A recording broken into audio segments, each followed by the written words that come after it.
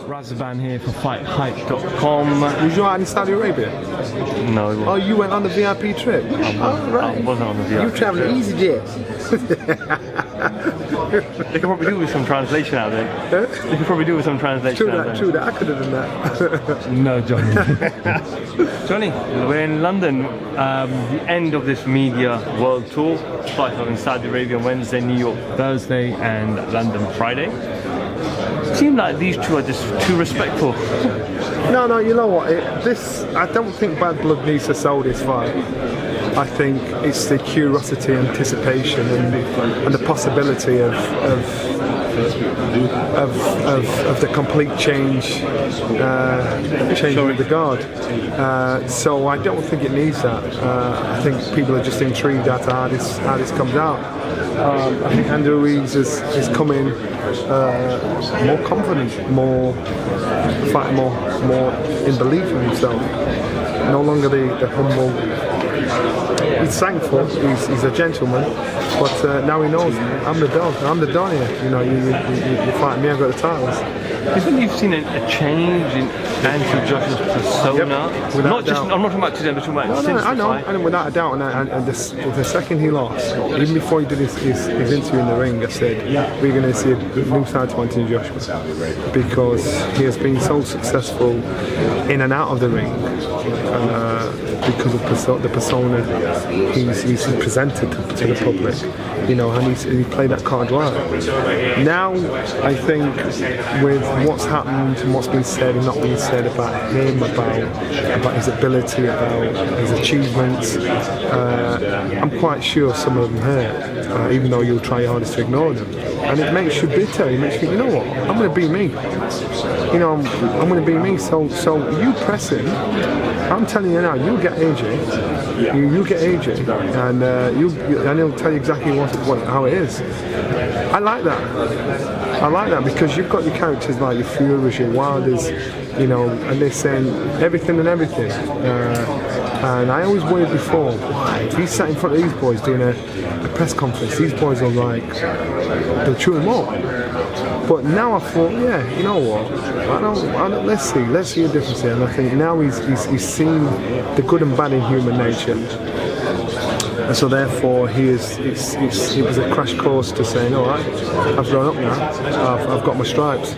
He's been a professional 10 years, he's been a boxer 10 years, and so you've got to give him credit for what he's achieved and what he's amassed, the titles he's amassed inside that pit space time. People aren't doing that.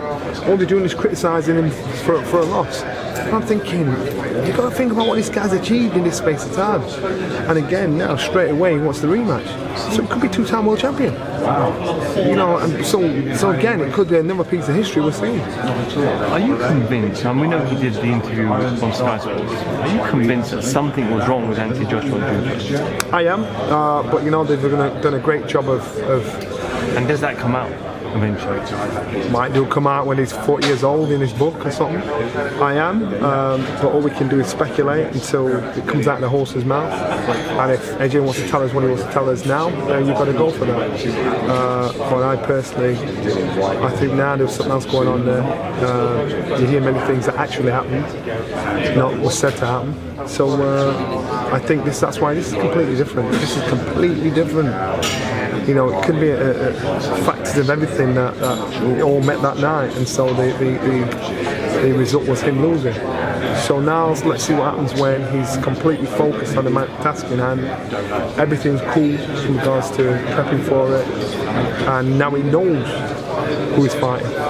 Anthony was asked this week by other media, would you give Ruiz a rematch? And would there be a trilogy if you win? And he said, I'm just going to go and fight the lower opposition, just like the other heavyweights.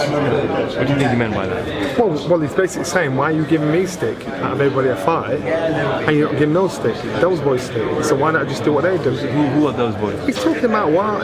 He's talking about Fury. Now that's what he's basically saying, because if you look at, he's been champion for just over 3 years now.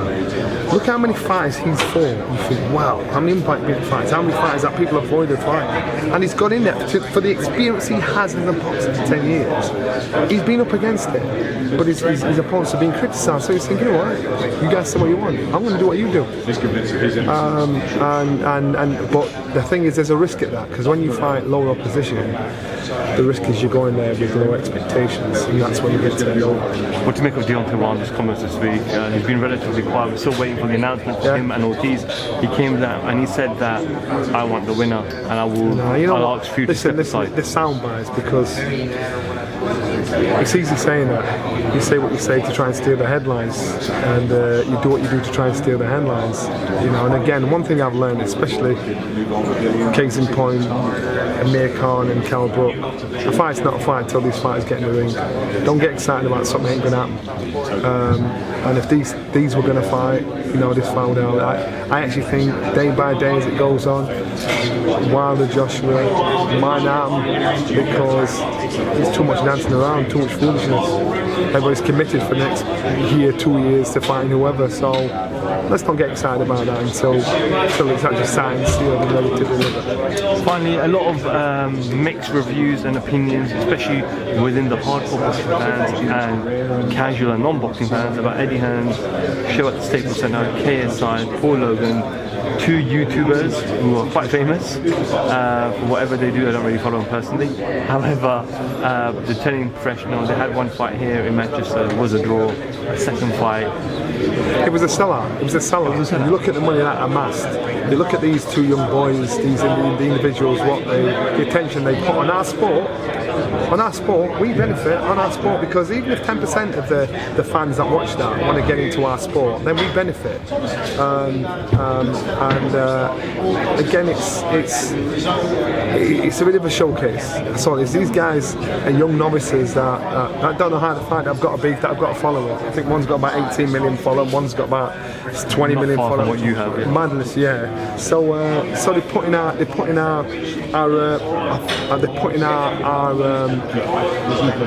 sport on the map. I was there. I was involved in the building of the first one out in Manchester. It was madness. I didn't know who these boys were.